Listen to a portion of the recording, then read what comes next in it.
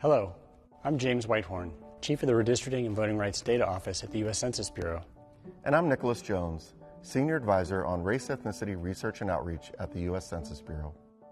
And we're here to answer some of the most common questions about the next 2020 census data release. These data are used for redistricting.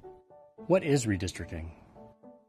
Redistricting is the process in which all 50 states, the District of Columbia, and Puerto Rico redraw the boundaries of congressional, state, legislative, and many other types of districts. Most use census data to do this. What statistics are included in the redistricting data? The redistricting data provide population counts as well as demographic characteristics of ethnicity, race, and voting age at all levels of geography, down to the block level. While the primary purpose of these data is for states to redraw their districts, these statistics will also tell us how many people live in each county, in each city, and in each block. We'll also have the first 2020 census national and local statistics on things like voting age population, race, Hispanic origin, whether homes are occupied or vacant, and how many people are living in group quarters. This information will provide a more detailed demographic portrait of our nation's population for all communities all across the United States. When are you releasing the results? In order to provide these critical data to all 50 states, the District of Columbia, and Puerto Rico as soon as possible, we're providing data in 2 releases. It's the same data, just in different formats. The first release will be in August. We'll provide data in what we call a legacy format, the method we've used for decades. This is meant for experienced data users who are familiar with working with large data sets. We'll post these large files on our FTP site. That format should work for most states to start their redistricting efforts.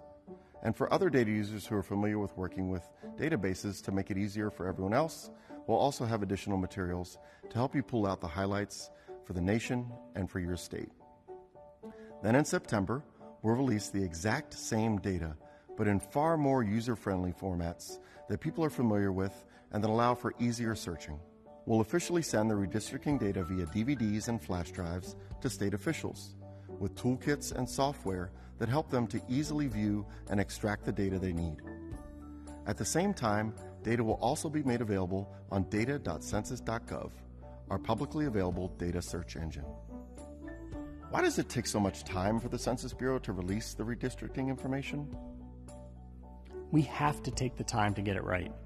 The 2020 census showed that our nation's population has increased to more than 330 million people since the 2010 census. Because of the sheer volume and complexity of data we need to provide, it takes time for us to calculate, review, and tabulate the information. So it is released a few months after the apportionment counts, which tell us only how many people live in the country in total and how many people live in each state. In addition to crunching the numbers, we also have to protect everyone's information and ensure individuals can't be identified. We'll have more detailed demographic statistics from the 2020 census available after the redistricting data are released.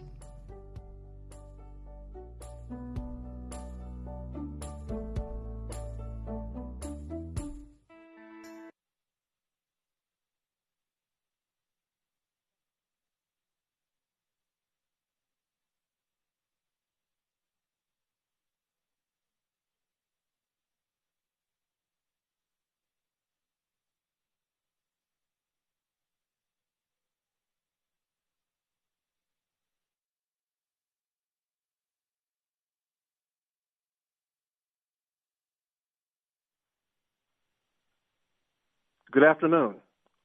On behalf of the U.S. Census Bureau, welcome to our briefing and thank you for joining us. Today we will release the redistricting data from the 2020 census to the states. I am Michael Cook, Chief of the Public Information Office, and I will serve as moderator for today's program. Today, you will hear from Acting Director Dr. Ron Jarman, Chief of the Redistricting and Voting Rights Data Office, James Whitehorn, Senior Demographer in our Population Division, Mark Perry, and the Census Bureau's Race and Ethnicity Research and Outreach Director, Nicholas Jones. We will now begin with our first speaker, James Whitehorn. James? Thank you, Michael. Hello, everyone. I'm James Whitehorn, Chief of the Census Redistricting and Voting Rights Data Office. Today, we have the special task of publishing the 2020 Census PL 94-171 Redistricting Summary File data that states may choose to use in redrawing their state legislative and congressional districts. These data provide the first look at the demographic characteristics of the nation by state, county, city, down to the individual census block, and show how our population has changed since the 2010 census. Today's release includes statistics on race and ethnicity, voting age population, occupied and vacant housing units, and people living in group quarters like nursing homes, prisons, military barracks, and college dormitories. We are releasing today's redistricting data on our Public File Transfer Protocol, or FTP site. Today's data release is the same format we've used since the 2000 census. For data users, this format requires some additional software and work to extract the data. We are providing a number of supporting materials on our Redistricting Data Program webpage to help users work with this format of data. To help the public more easily explore the numbers, we're also providing an analysis and highlights of what we're seeing in the data, along with data visualization tools and a 2020 census data map. We hope you go to census.gov to further explore the data for your community. By September of this year, we'll release the data in an easier-to-use format for all data users through our data.census.gov platform. Additionally, we will provide designated state officials a toolkit in the form of DVDs and flash drives to help them more easily review and extract the data. Thank you, and now I'd like to pass it over to Dr. Ron Jarman. Thanks, James. Hello, everyone. I'm Ron Jarman, Acting Director at the U.S. Census Bureau. It is my honor to represent all the hard-working staff at the Census Bureau who spent countless hours working to count everyone in the 2020 census. In April, we released the apportionment results from the 2020 census, which showed that the total population in the U.S. was 331.4 million, and determined each state's share of the 435 seats in the U.S. House of Representatives. Since then, we've had teams working nonstop on the next set of 2020 census data, the redistricting data. We officially call this release the 2020 Census Redistricting Data PL 94-171 Summary File. These data play an important role in our democracy and also begin to illuminate how the local and demographic makeup of our nation has changed over the last decade.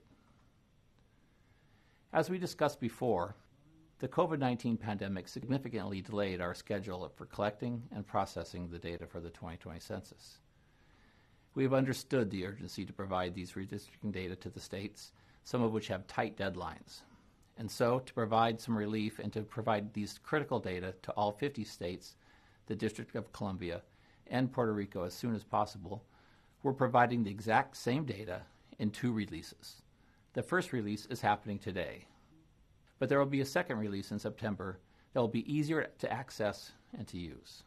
We will continue to release 2020 census data in 2022 and beyond. I'd like to say a few words about data quality, something which we know there is keen interest given the challenges presented in 2020. We have produced the reliable and usable statistics that we and the public expect. While no census is perfect, we are confident that today's redistricting results meet our high data quality standards.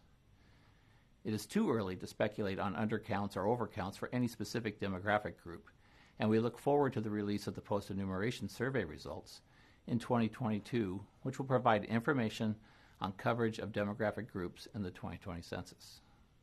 Overall, the 2020 census results for Hispanic origin, age 18 and over, housing units, and group quarters are in line with our population benchmarks. Soon, we will release additional operational quality metrics to give further insight into how we collected 2020 census responses and what that might mean for the quality of the data. Throughout data processing, we've been comparing the counts to benchmarks as part of our quality checks on the data, and we have conducted one of the most comprehensive reviews in recent census history. The data we are releasing today meet our high data quality standards. Finally, I'd like to take a moment to discuss the confidentiality of our statistics. When we collected data for the 2020 census from households across the nation, we assured them that their responses would be kept confidential as required by law.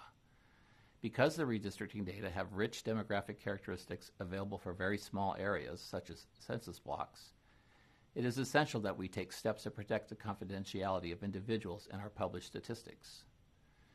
The redistricting data summary files will be the first 2020 census data protected using differential privacy.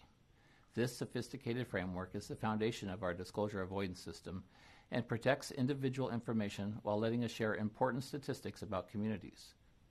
We've used this method successfully in several other census data products. Just as with protections we used in the past, differential privacy protects personal information by adding noise or fuzziness to the data. This noise is carefully calibrated following numerous consultations with stakeholders to protect the data at the most granular level, but ensure accuracy across larger geographies and groups. Results from the 2020 census will be used for the next 10 years to shape the future of our country. Local leaders can use this data to make decisions such as where to build roads and hospitals and how to help our nation recover from the pandemic. These results will also help inform how hundreds of billions of dollars in federal funds will be distributed each year nationwide. The data we are releasing today meet our high data quality standards, and I am proud to present them to the American public. I will now turn it over to Mark Perry, Senior Demographer in our Population Division, to begin announcing some of the results of the redistricting data. Thank you. Thanks, Ron. Good afternoon. I'm Mark Perry, a Senior Demographer in the Population Division at the Census Bureau. I'll be reviewing some of the broader findings for the total population this decade, the distribution of the population, as well as patterns of population increase and decrease between 2010 and 2020 from the national level to states, counties, metropolitan and micropolitan areas, and for the largest cities.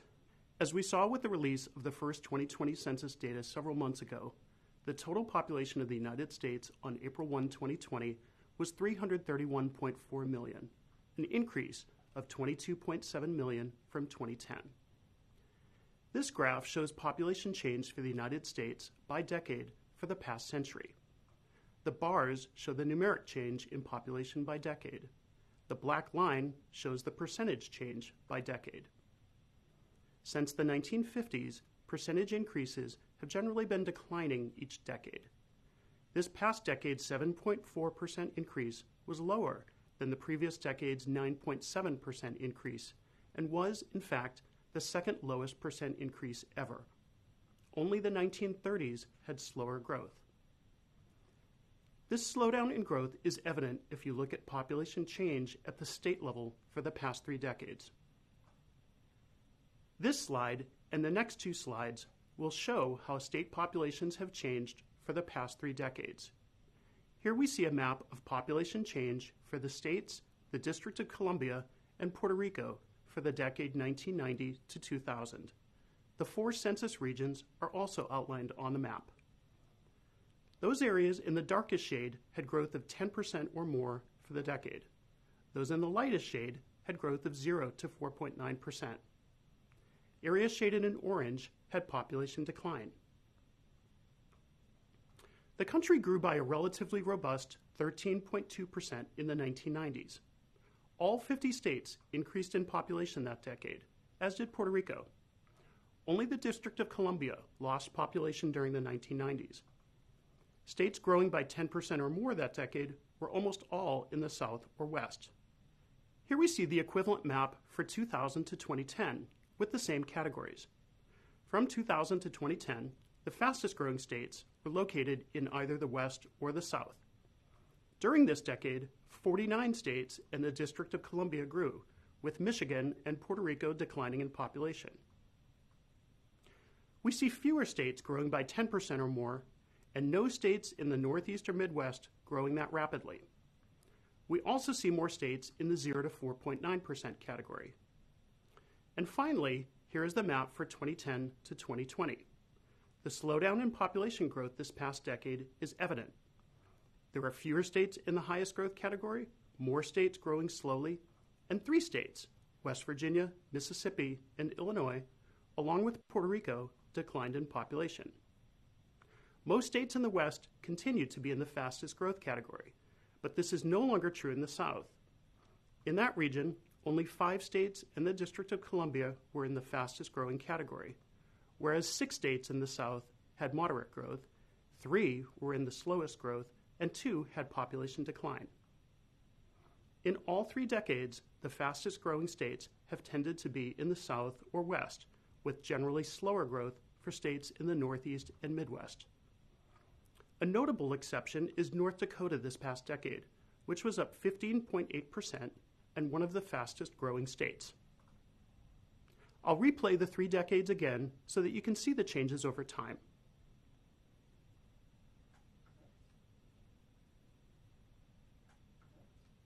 Now let's look at counties. We'll start with this map showing population density for counties in the 2020 census. The counties shaded darkest on this map have population densities of 1,000 or more people per square mile. Those in the lightest shade have densities of less than 50 persons per square mile. This map is a reminder that the U.S. population continues to be very unevenly distributed across the land area, with high population densities in the Northeast corridor from Boston to Washington, D.C., in large metropolitan areas nationwide, and in parts of Puerto Rico. Low population densities are common in the western half of the country and in Alaska. This next set of maps will look at population change by decade for counties in the United States and Puerto Rico. With the redistricting data released today, we see that the slowdown in growth over the past 3 decades is even more pronounced at the county level than for states. I'll show maps for the last 3 decades, all with the same classes, so you can easily see how patterns have changed over time. This first map shows percent change in population between 1990 and 2000 for counties. Those counties shaded in dark green grew by 20% or more, which was well above the 13.2% increase nationally for that decade. Those counties shaded orange, on the other hand, had population decline. In the 1990s, most counties had population growth, and many were in the 20% or more category. There were a number of counties that lost population that decade. Most counties declining in population were located in the Great Plains region of the country's midsection, along with parts of Appalachia, interior parts of the Northeast, and the Mississippi Delta. Moving ahead to the 2000 to 2010 decade, population decline, those counties shaded in orange, became somewhat more extensive. And whereas growth in the 1990s was often widespread across regions, in the 2000 to 2010 decade, we start to see growth mainly occurring in metro areas. Most of the counties growing by 20% or more that decade were in the South or West, and often were the outer counties of moderately or fast-growing metropolitan areas such as Atlanta, Dallas-Fort Worth, or Minneapolis-St. Paul. We now turn to the 2010 to 2020 decade. Population decline is even more widespread this decade, with 52% of all counties having smaller populations in 2020 than in 2010. Metro areas are even more prominent this decade as the locations of population growth amidst otherwise widespread population decline. Texas is a good example of this, where parts of the Houston, San Antonio, Austin, Dallas-Fort Worth, Midland, and Odessa metro areas had population growth, whereas many of the state's other counties had population declines. Rapid growth also occurred in parts of western North Dakota. McKenzie County, North Dakota, was the country's fastest growing county this decade, increasing a whopping 131% between 2010 and 2020. Nearby Williams County, North Dakota, grew by 83%. I'll replay the 3 decades again so that you can see the changes over time.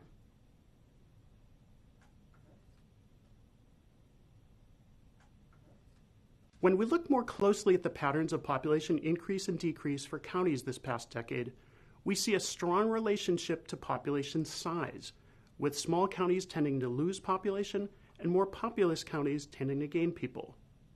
This bar chart shows it in more detail. The graphic shows percent change in population this past decade by county population size in 2010. The 4 smallest size categories all experienced population decline this decade. Counties with populations under 1,000 in 2010, for example, lost 4.4% of their population during the decade. Counties with 1 to 5,000 people, 5 to 10,000 people, and 10 to 50,000 people also lost people this decade on average. Only 2 categories of counties showed growth. Counties with between 50 and 100,000 people grew by 4.1%, while counties with 100,000 or more people grew by 9.1%. Now let's look at population change over time for metropolitan areas. Metro areas are collections of one or more counties that have an urban core of at least 50,000 people and adjacent territory with close economic and social ties to that core. During the 1990s, some of the fastest growing metro areas were in the South and the interior West, while some metro areas in upstate New York, western Pennsylvania, and parts of the Midwest lost population. And here we see the pattern for 2000 to 2010. Compared to the prior decade, fewer metro areas grew by 20% or more, and more metro areas declined in population. Most metro areas in Puerto Rico lost population that decade. And here's the map for 2010 to 2020. We see even fewer metro areas with growth of 20% or more, and more metro areas declining in population. Indeed, metro areas with population decline are now found in all 4 regions, and many states have metro areas with population gains, as well as those with population declines. All of the metro and micro areas in Puerto Rico lost population this decade. The Villages, Florida, was the country's fastest growing metro area this decade, up 39% from 2010. I'll replay the 3 decades again so you can see the changes over time.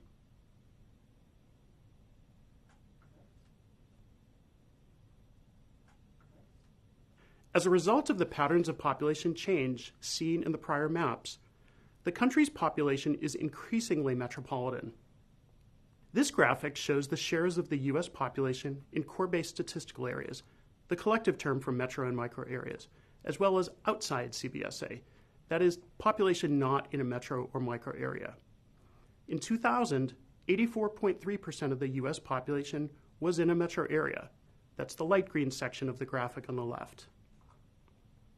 By 2020, the proportion of the U.S. population in metro areas increased to 86.3%, while it decreased in both micro areas and in areas outside of metro and micro areas. Finally, let's look briefly at some 2020 census results for cities. This table shows the 10 largest cities in 2020 and their populations and population change for the past 2 decades. The 10 largest cities all grew this past decade, and 8 of the 10 grew at a faster rate this decade compared to the last. The fastest growing of these large cities was Phoenix, whose population increased by 11.2% this decade. The 10 largest cities in 2020 are the same group as in 2010, but the rankings changed slightly. Phoenix moved up from 6th to 5th largest city and traded spots with Philadelphia, which moved down from 5th to 6th. For the first time ever in a decennial census, all 10 of the largest cities in the United States now have more than 1 million people. This map shows the 14 cities with population gains of 100,000 or more this decade. 12 were located in the South or West, with 1 each in the Northeast and Midwest. The cities with the largest population gains this decade were New York, up more than 600,000, and Houston, up just over 200,000. This map shows the 10 fastest growing cities in percentage terms this decade, among those that had at least 50,000 people in 2010. The map shows those 10 fastest growing cities as red dots, and it labels their nearest large city as a green dot. As you can see, these fast-growing cities are generally suburbs of nearby larger cities. So in other words, Frisco and McKinney, Texas are both fast-growing cities near Dallas, and Kent, Washington is a fast-growing suburb of Seattle. All 10 of these cities grew by at least 44%, and the fastest-growing one, Buckeye, Arizona, a western suburb of Phoenix, was up nearly 80% this decade to reach over 91,000 in population. In summary, U.S. population growth slowed this decade. Only the 1930s had slower growth. Fewer states, metro areas, and counties had rapid population growth this decade. Population decline was widespread this decade. Most counties lost population between 2010 and 2020. On average, smaller counties tended to lose population, and more populous counties tended to grow. Population growth this decade was almost entirely in metro areas. Metro areas grew by 8.7%, and micro areas grew by 0.8%. Population in territory not in a metro or micro area declined by 2.8%. All 10 of the country's most populous cities grew this decade. I'll now turn it over to my colleague Nicholas Jones, who will discuss some of the broader 2020 census findings for race and ethnicity. Thank you, Mark. That was really great information about how areas across the nation are changing. Good afternoon. I'm Nicholas Jones, the Director of Race, Ethnicity Research and Outreach for the Census Bureau's Population Division. I am honored to be here and excited to share highlights on 2020 census statistics for race and ethnicity. Mark and I would both like to thank all of the dedicated census staff and especially our colleagues in Population Division for the months and months of work undertaken during the pandemic to process, code, review, and analyze the 2020 data. Census Bureau experts have worked tirelessly to prepare this new information for the American public. You entrusted us with this data, and it is our duty to return it back to you, the people of the United States.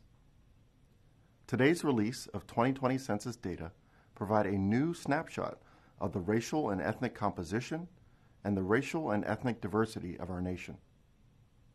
To help state officials, researchers, media, and the public examine the redistricting statistics for your state and county, as well as other areas across the country, we just released 2 America Counts stories on our website.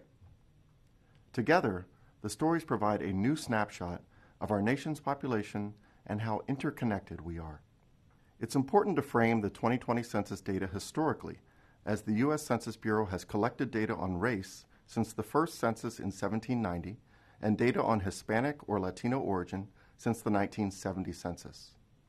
How the concepts of race and ethnicity are measured and how the statistics are collected and coded has changed every decade. These changes reflected social, political, and economic factors throughout our nation's history. You can explore the new data viz on our website, census.gov. The 2020 census data enable us to understand how the racial and ethnic composition and the racial and ethnic diversity of the United States population looked in 2020. Before we present the results, it's important to note that the U.S. Census Bureau collects race and ethnicity data in accordance with the 1997 standards for maintaining, collecting, and presenting federal data on race and ethnicity, directed by the U.S. Office of Management and Budget, or OMB. Therefore, the designs of the 2020 census questions on Hispanic origin and race are similar to the designs used in the 2000 census and the 2010 census. While the Census Bureau tested an alternative question design in 2015, we must ultimately follow the 1997 OMB standards and use 2 separate questions to collect data on race and on ethnicity. Our testing, however, did show that we could make improvements to the 2020 census race and ethnicity questions within the OMB guidelines. Building on our extensive research and outreach last decade, we made several improvements to the questions for 2020. I encourage you to check out our recent webinar and blog to learn more. We improved the ways we process the data and code the responses to these questions. This work began in 2015 with our research and testing centered on findings from the 2015 National Content Test, and the designs were implemented in the 2018 census test. The improvements and changes enable a more thorough and accurate depiction of how people self-identify, yielding a more accurate portrait of how people report their Hispanic origin and their race within the context of a 2-question format. These changes reveal that the U.S. population is much more multiracial and more racially and ethnically diverse than what we measured in the past. We are confident that differences in the overall racial distributions are largely due to improvements in the design of the 2 separate questions for race data collection and processing, as well as some demographic changes over the past 10 years. We are also confident, as shown in our research over the past decade, that using a single combined question for race and ethnicity in the decennial census would ultimately yield an even more accurate portrait of how the U.S. population self-identifies, especially for people who self-identify as multiracial or multi-ethnic. The 2020 census illuminates the racial and ethnic composition of the United States. The first component of this composition, for ethnicity statistics, comes from the question on Hispanic or Latino origin. From these data, we know that the Hispanic or Latino population numbered 62.1 million in 2020. The second component of this composition, for racial statistics, comes from a separate question on race. To frame the discussion of racial composition, we use the concepts of race alone, race in combination, and race alone or in combination. These concepts have been in place since the 2000 census, and the three concepts are central to understanding our country's changing demographics. Today's release of 2020 census statistics provides a new snapshot of the racial and ethnic composition of the country.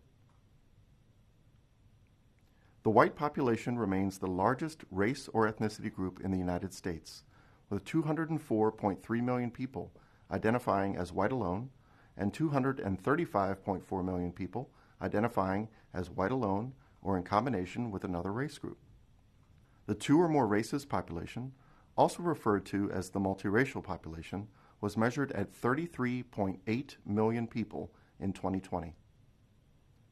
The sum of the race alone or in combination population at 49.9 million surpassed the Black or African American population, which was 46.9 million, as the second largest race alone or in combination group.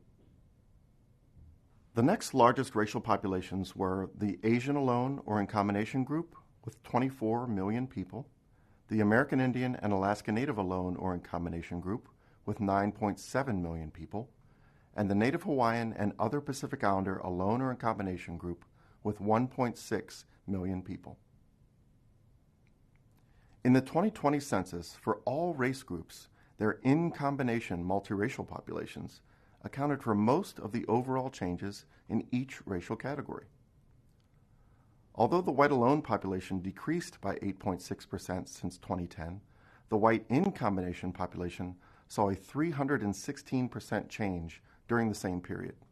While the Black or African American alone population grew 5.6% since 2010, the Black or African American in combination population grew 88.7%.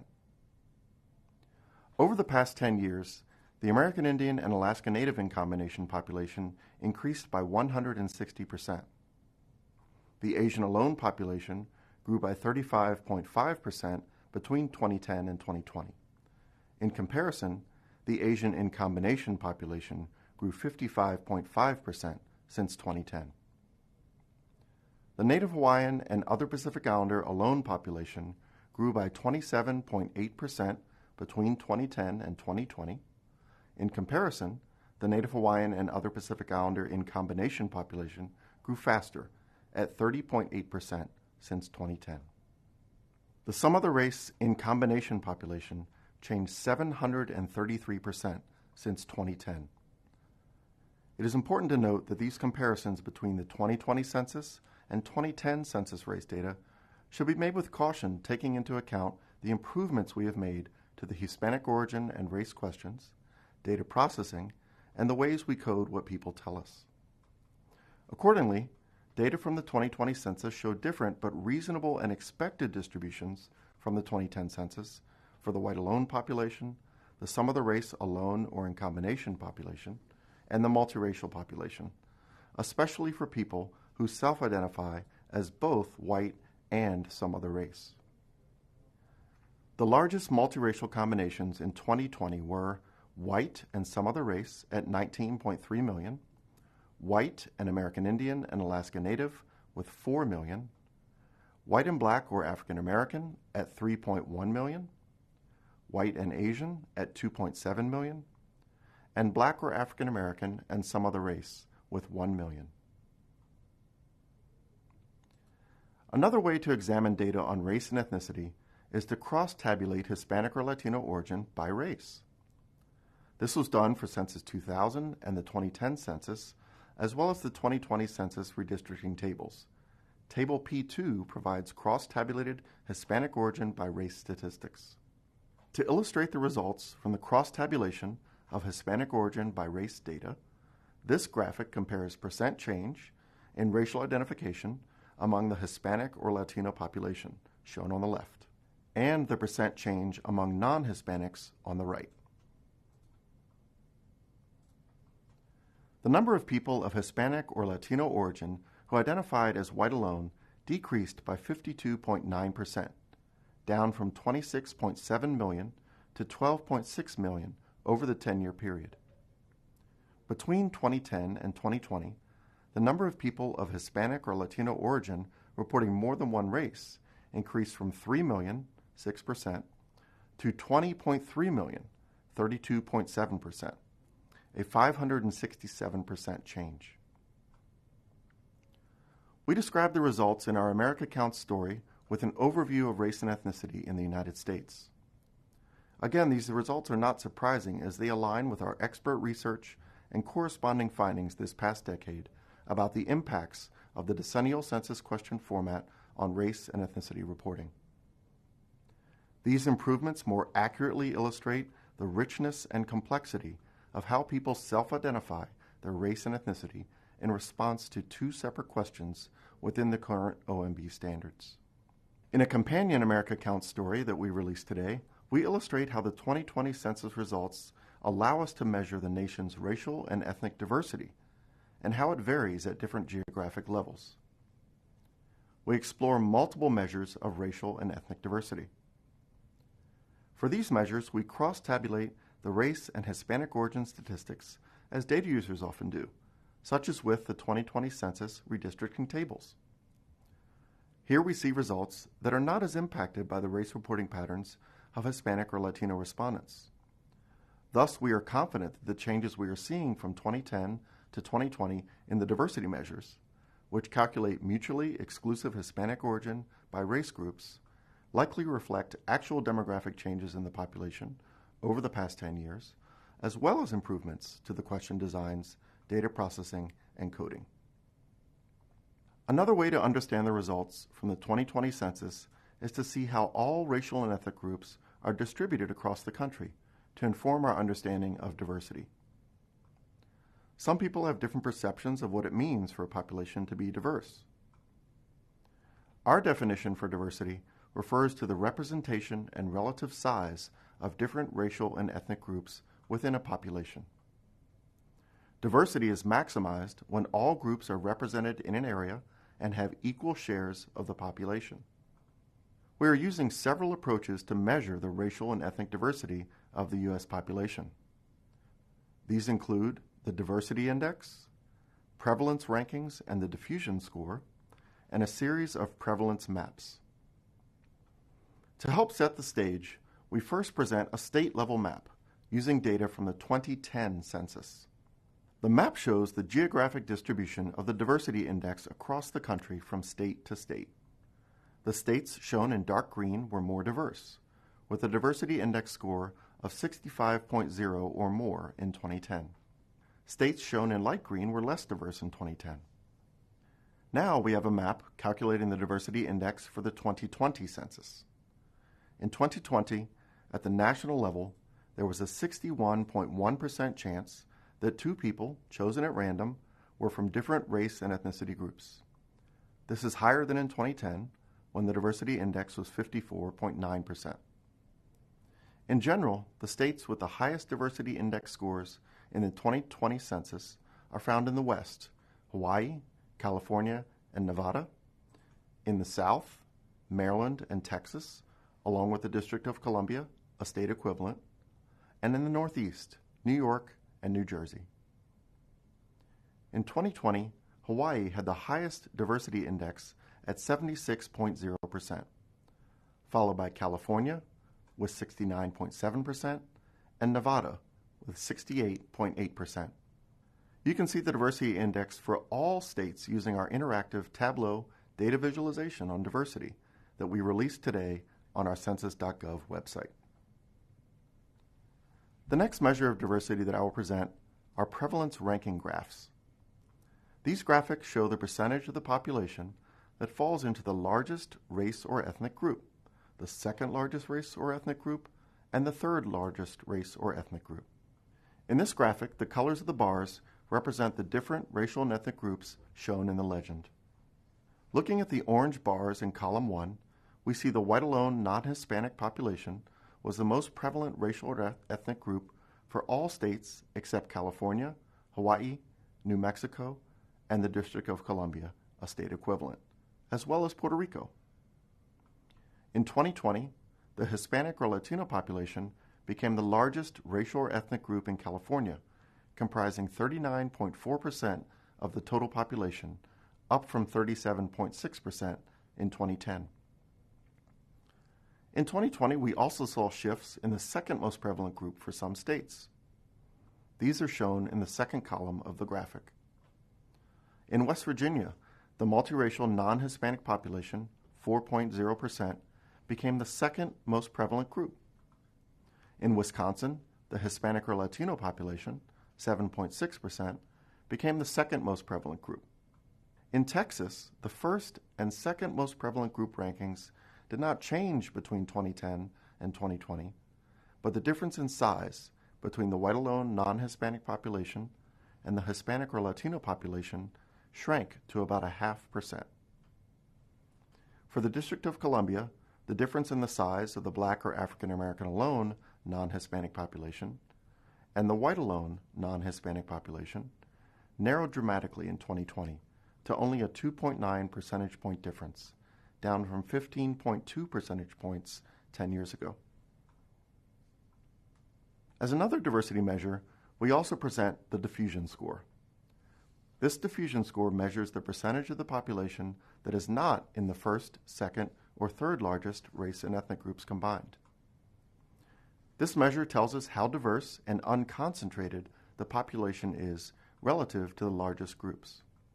2020 census results show that Hawaii was the state with the highest diffusion score at 21.8%, followed by Alaska at 17.9%, Oklahoma at 17.8%, and Nevada at 16.0%. Another measure that we use is a series of prevalence maps to show geographic distributions and patterns in racial and ethnic diversity across the country. The first map shows the most prevalent race or ethnicity group by county for 2020. In 2020, the white alone non-Hispanic population, shown in orange, was the largest group in about 90% of counties.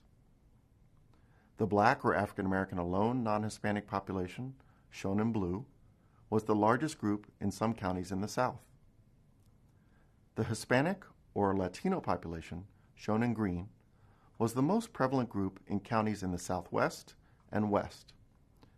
In addition, the American Indian and Alaska Native alone non-Hispanic population, shown in purple, was the largest racial or ethnic group in counties in Alaska, the Four Corners region, and the Upper Great Plains.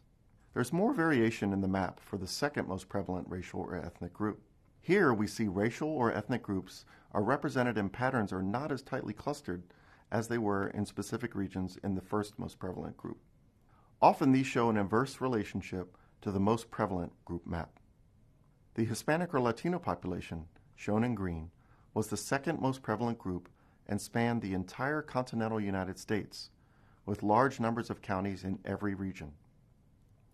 The multiracial non-Hispanic population, shown in teal, was the second most prevalent group in many counties throughout the northern part of the country, as well as Alaska and Hawaii. As the country has grown, we've continued to evolve in how we measure the race and ethnicity of the people who live here. The improvements we made to the 2020 census yield a more accurate portrait of how people self-identify in response to two separate questions on Hispanic origin and race.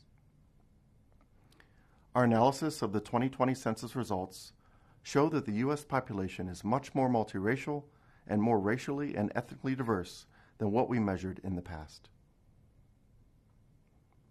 We encourage you to use our data visualizations to explore the interactive maps and graphics which illustrate the 2020 results in comparison to 2010. These multiple measures of composition and diversity complement the 2020 Census redistricting data release. These are really amazing resources, and we hope you enjoy exploring them, as the data enable us to explore the richness and complexity of our nation's population in a new light. Thank you for joining us today, and now I'll turn it back over to Michael. Thank you, speakers. We will now begin taking questions from credentialed media about the information presented today. Members of the media who registered received the phone number via email. When asking a question, remember, please include your name and media affiliation. Operator, can you please provide the instructions for calling in? Certainly, and once again, if you would like to ask your question by phone, please press star 1 on your telephone keypad. One moment for the first question.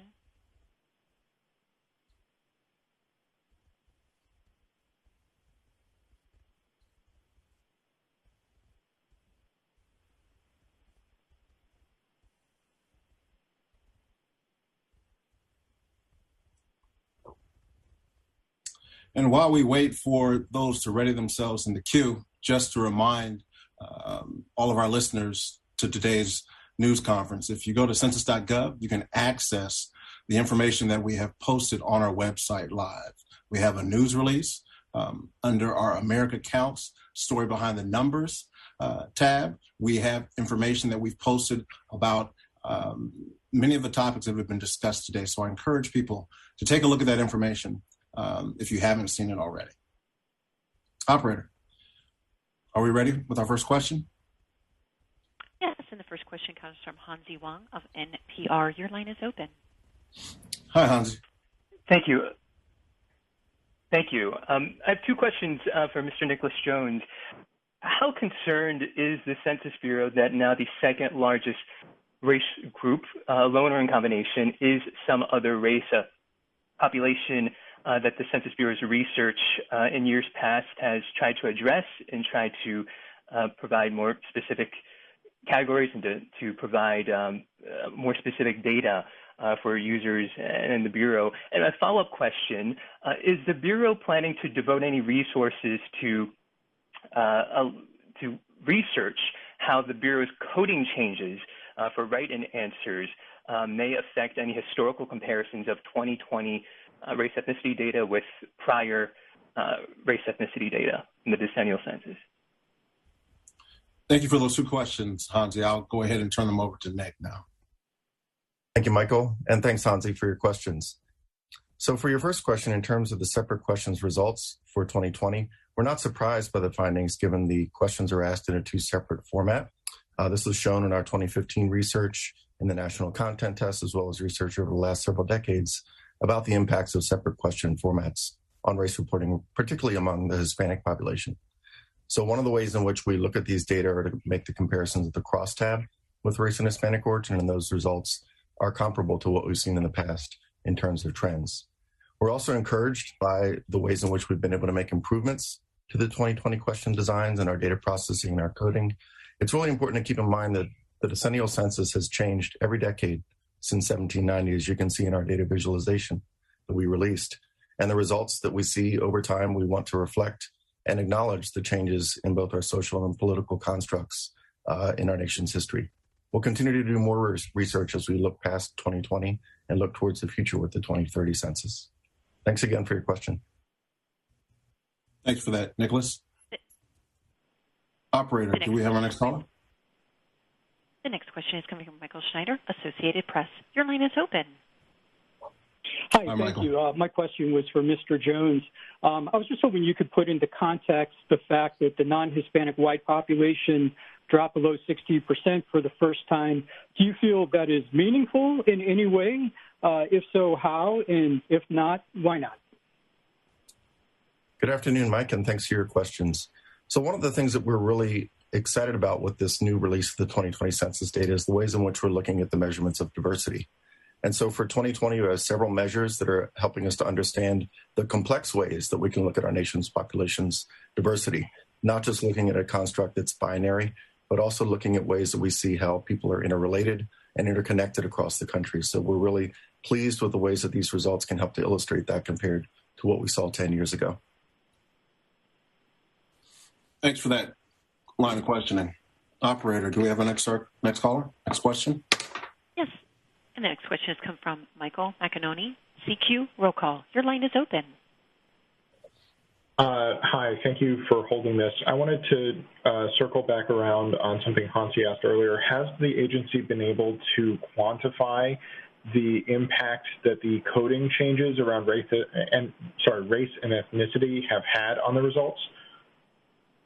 Thanks for that question, Hansi. Mike McAnally from CQ Roll Call. I'm going to go ahead and toss that over to our population experts to give you some feedback on that.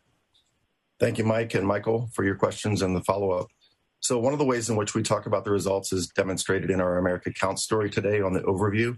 We do talk about the cautions that should be made when looking at results compared to 2010, given the improvements to the ways that we collect and code and process the data. What's really important to keep in mind is these are improvements to help us see more accuracy in the 2020 census results, given the improvements that we've made over the past 10 years. Thanks for that, Nicholas. Operator, do we have our next caller? Yes, and the next question is coming from Steph Knight, Axis. Your line is open. Hi, I was wondering if you all could provide us with the total number of counties that now have less than 50% of their population made up of non-Hispanic white, kind of looking to see the increase in majority-minority counties as of 2020. Let me take a moment and have our experts take a look to see if they have that in front of them. But if they don't, I'm going to preface me tossing this over to them and encourage you to reach out to us at the Public Information Office at PIO at census.gov if you have specific questions about data that we can help provide and paint your stories. Gentlemen? Thank you, Michael. I can take that one. So for the 2020 census, the ways in which we're measuring diversity are detailed in our America Counts story on diversity. And we're looking beyond the measures that have been used in the past, such as the minority-majority construct, to really see the complex diversity that exists within our nation.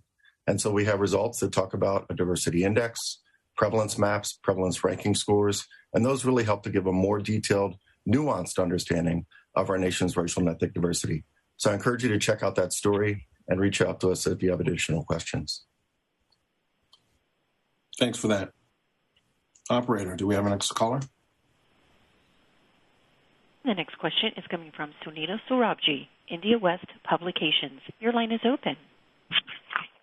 Thank you so much for taking my call. Taking my question, rather. I was wondering where I could find disaggregated data on the Asian American population, and if you could summate some of your findings specifically on the Indian American population.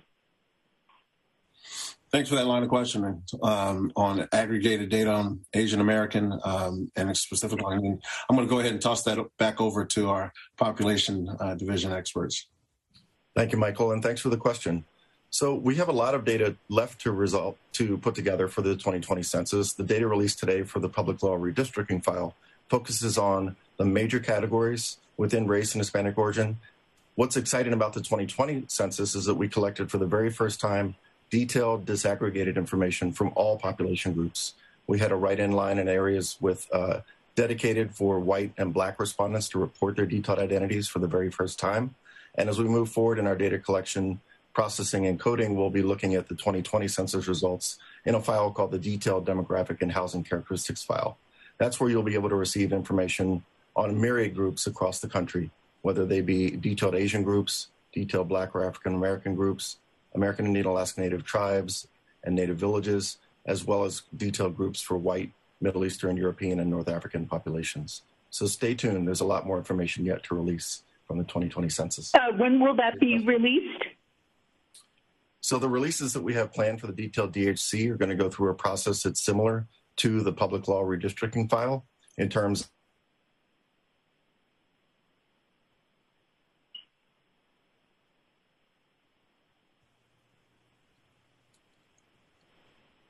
Looks like we've got a little technical difficulties there.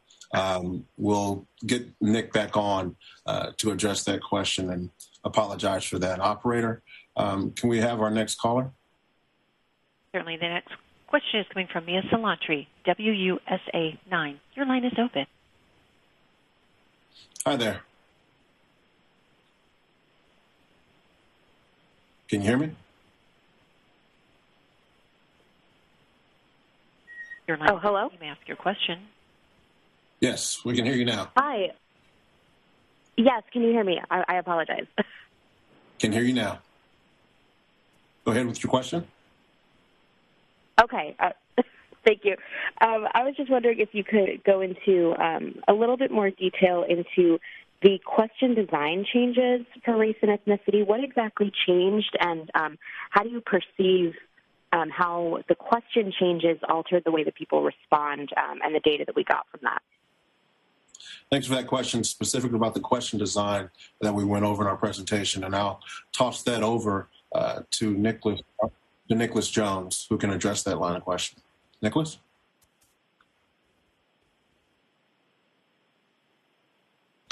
Mike, I think I'm back online, and I heard the question was about the question format and the impacts on the 2020 results. That's correct. So we're not surprised about the results that we see in the 2020 census, given that we asked two separate questions.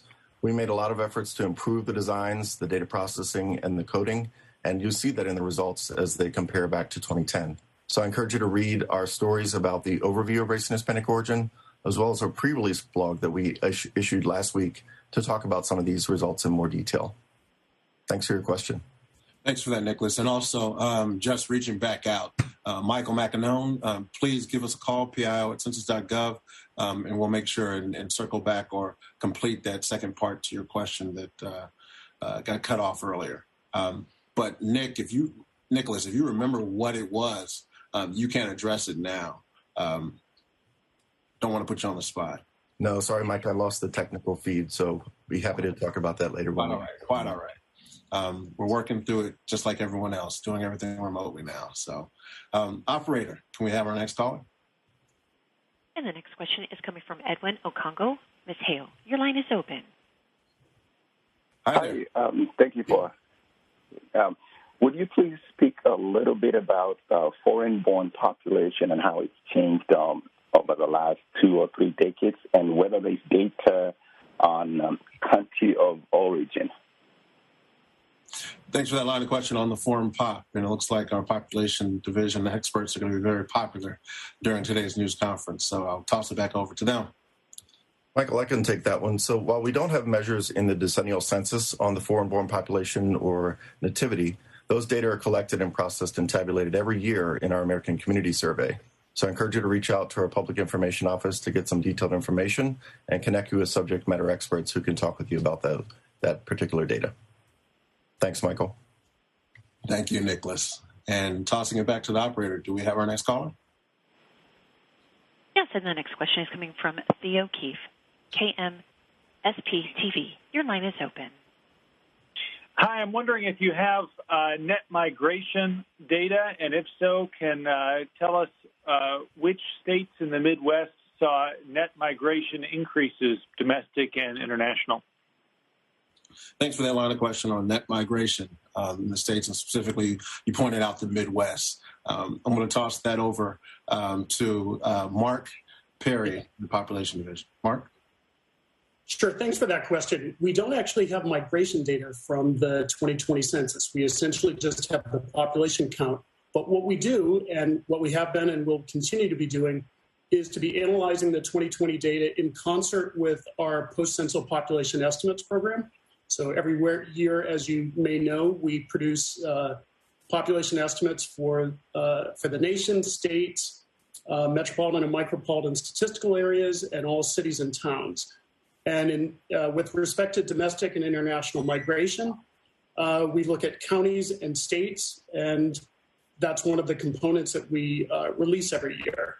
So what we'll be doing is looking at the 2010 and the 2020 census counts, looking at the domestic and international migration components, and over the coming year, we'll be doing evaluation of those post-census estimates to see how they align with the 2020 results. Thanks for that, Mark. Operator, do we have our next caller? Next question. And the next question is coming from Eric Schmid, St. Louis Public Radio. Your line is open. Good afternoon. My question is, I know that the census this year collected more detailed information on sexual partners, so whether people were in LGBTQ IA plus relationships.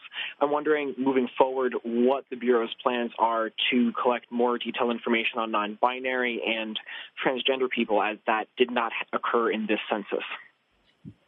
Thanks for that line of question on SOGI data collection. I'll toss that back over to population, but I think Ron Jarman, our acting director, might have something to say, because we have, if you don't know, a couple of experimental data products that are out there that are collecting some of these data sets. Yeah, here, just real fast before I toss it over to my much more knowledgeable colleagues. Just this week we released results from our household poll survey, which is something that we stood up in response to the pandemic last year, and for the first time we have a full suite of SOGI questions on the household poll survey. There's also a few other surveys, crime surveys and whatnot that have that information, but you can glean some information from the census and the ACS, and I'll turn over to Mark or Nicholas if they want to tackle that.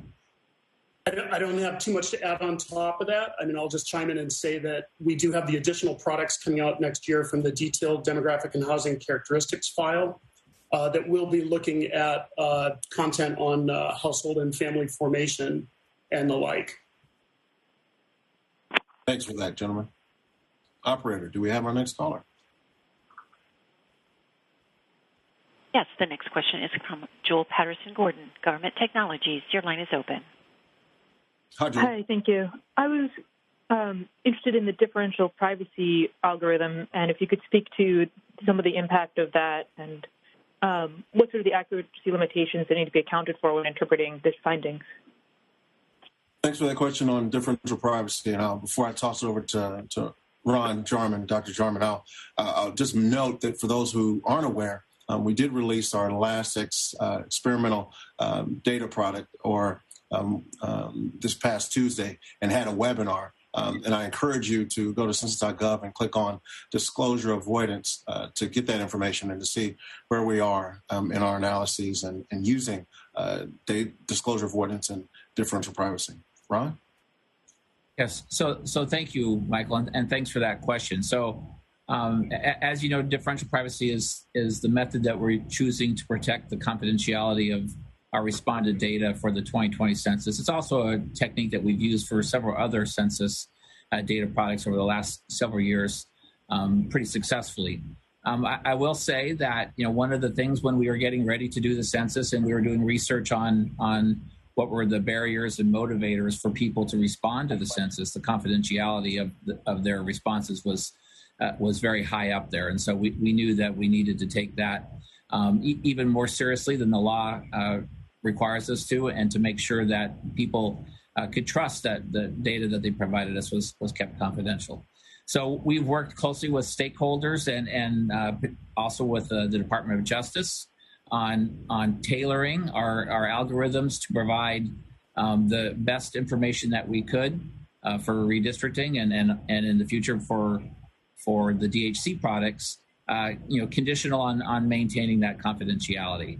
And so I think we are confident that at the levels of aggregation that are needed for drawing district boundaries and whatnot, that when you sum the data up, you're going to get very good resolution in the data. For very small areas and very small groups, there could be some noise, but that's what's required in order to maintain the confidentiality. So I think, encourage you to look at the resources that Michael mentioned earlier. I think there's lots of stuff out there for you to look at. And again, we did release the last set of demonstration data earlier today. So thank you. Thanks for that, Ron. Thank you. Operator, do we have our next caller? And the next question is coming from Tara Bahampour, The Washington Post. Your line is open. Hi, Tara. Hi, can you hear me? Loud and clear. So my question is in multi-parts. Real quickly, the white population shrank by about 20 million people, if I have this accurate. But I'm a little unclear here whether they dipped below 60%, because we heard that earlier from someone in the questions, but we're not able to confirm that. So can you confirm that? the 20 million and also whether it's under 60%? And then can you discuss how much this is related or possibly related to a change in how people self-identified? And then finally, can you verify whether the under 18 population became more than 50% people of color or non-white? Thanks for those questions. We got this all down, and we'll chew on this and toss it around the horn and try to address this three-part question. I'm going to turn it over to our population division experts, Mark Perry and Nicholas Jones, to give you some feedback on not just the white population shrinking, self-identification, and the under 18 population going up. Gentlemen? Thank you, Michael. I can take that one. So we have a lot of great information in our America Counts story that were released today on the overview of race of Hispanic origin, as well as our America Counts story on diversity. One of the measures that we detail is the look at composition from a perspective of race with the alone, or in combination populations, where you see, for one, the white alone population, which decreased by 8.6% over 10 years, was offset by the increase in the multiracial population within the white population. We refer to that as the white alone or in combination population. That group rose by about 300%, as you can see here on the slide. We also have detailed findings looking at race reportings among the Hispanic origin population, and you can see differences there in the reporting of white alone, as well as very tremendous increases in reporting of multiracial groups within the Hispanic origin population. That level of detail is in our America Counts stories, and you can understand the nuances with both our improvements to the questions as well as demographic change to really get a better feel and an understanding of the story that we see now in 2020 with this new portrait. The last thing I'll say about your question on the under 18 population, that's detailed as well in our America Counts story, and we see differences in the patterns for children, the population under 18, compared to the patterns of adults, those 18 and over. And that really details a look at how the future generations may be comprised demographically when you look at the concepts of race and Hispanic origin. So, Tara, thank you for your questions. Thanks, Nicholas. Operator, do we have our next caller? And we're currently waiting for more parties to queue up. One moment, please. Could you repeat that? The next question is coming. Certainly. And the next question is coming from Rez Barber, TV1 USA. Your line is open. Okay. Good evening, gentlemen. My question is where I can find the data of the growth of South Asian, especially Muslims in the metropolitan area and other parts of the USA.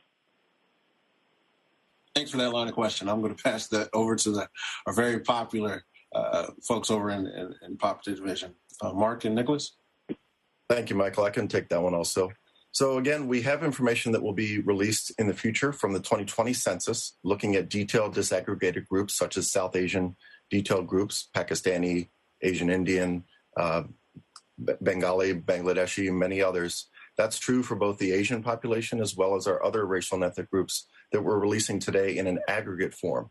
So I encourage you to stay tuned for the results from 2020 in our detailed demographic and housing characteristics file. We also have yearly estimates available through the American Community Survey. You can see some of that information and track over the past several years detailed results for detailed Asian groups. Michael, I'll turn it back to you. Thank you, Nicholas. Thank you. Operator, do we have anyone else? Another caller? We have no further questions in queue. Well, if there's no other callers, I'd like to thank everyone. Thank you, everyone. Today gives us an in-depth look at how the U.S. population has grown and changed since the 2020 census. Local leaders who choose to use this data may make decisions such as where to build roads and hospitals, and even how to respond to natural disasters and future pandemics. You will find many materials related to the release of the 2020 Census Redistricting PL 94-171 summary files data on our website, including the American account stories that we've mentioned today. Also, there are data visualizations, a news release, and a comprehensive press kit with all the materials about today's release. Please visit census.gov to access this information. Members of the media, please, again, contact us at pio@census.gov or call 1-877-861-2010 for any additional questions. Again, thank you all for joining us. On behalf of the Census Bureau, it's a privilege to provide the 2020 Census redistricting data summary files to you. We relied heavily on your responses to the 2020 Census. We are honored to be able to return your data to you, and it goes without saying that it took the efforts of many Census partners, temporary and permanent employees, their dedication and diligent work to make today a reality. We look forward to releasing even more rich data about our nation in the coming year. Remember to follow us on social media at U.S. Census Bureau to stay up